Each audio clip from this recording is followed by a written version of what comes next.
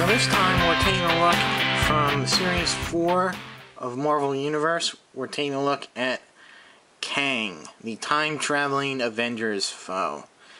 And, interesting to note, they do have to refer to him as Marvel's Kang. Probably maybe because there's a Kang in Star Trek, and they don't want people to get confused, although how would you confuse those two?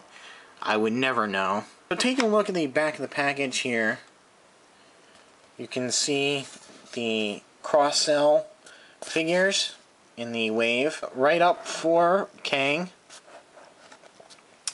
And you can see the clever saying that MODOK has.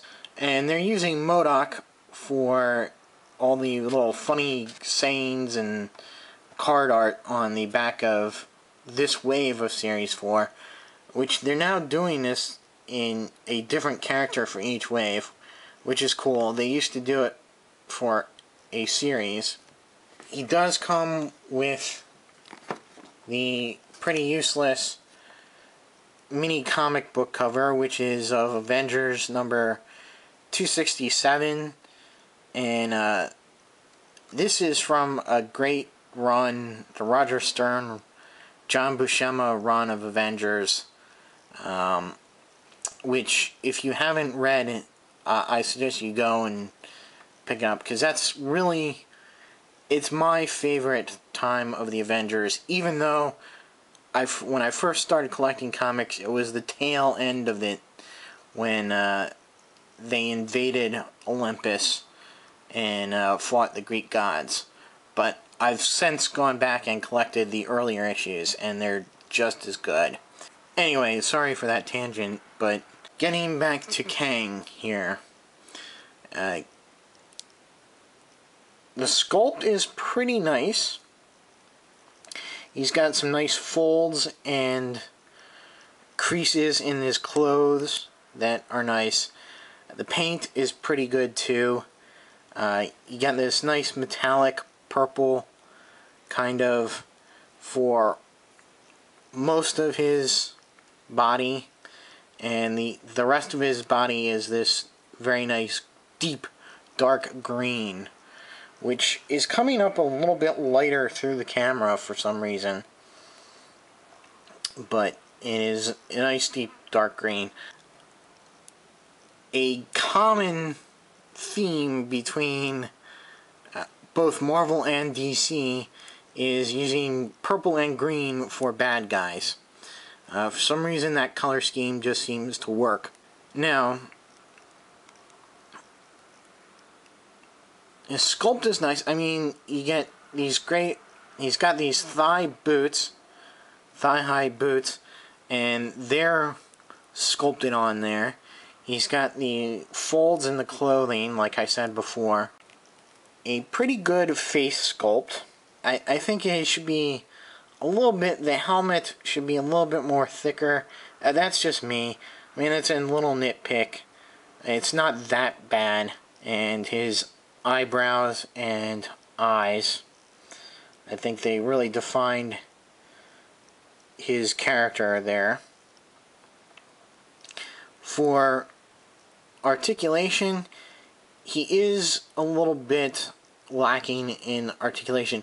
Not in terms of how much he has, but how much he's actually able to utilize. Now his head does go pretty far down and up. He's got the newer head. Of course, he goes left and right still, and a little bit side to side. Not too much. Arms, well, that's as far as down they go. They do go all the way around, but and go out, but they are a little bit stiff, I find, compared to some other figures. Rotate at the biceps, but again, those are stiff as well, at least on one arm. The other arm is a little bit looser there. He does bend at the elbow and rotate at the wrist. He's got the upper torso articulation, which is pretty neat. Goes forward and back, left and right. He does have waist articulation as well. That's free and unhindered by anything.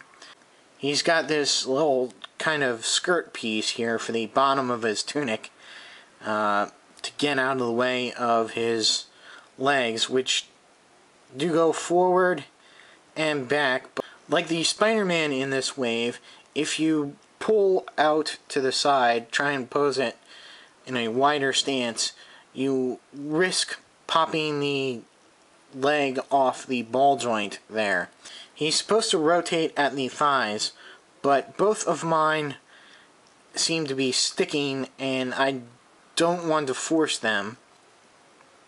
And he does have very good double knee joints, and that's one thing I am glad of. He does rotate at the calf there, right below the knee, and he's got the new feet with the forward and back motion, as well as the side-to-side pivot. Like I said, he is limited by the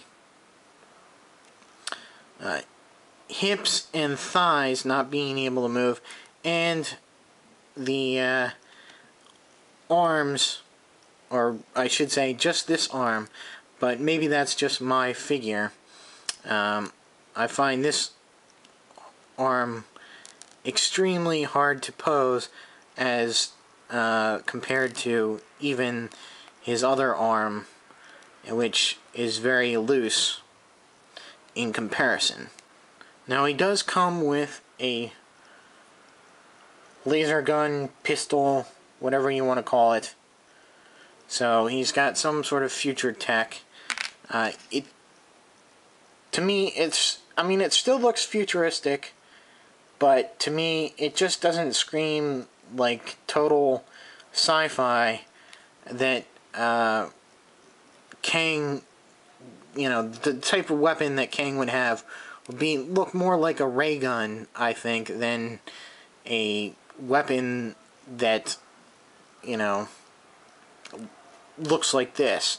I mean, it looks more like a 90s Cable, Deadpool, X-Factor type of gun, or X-Force type of gun,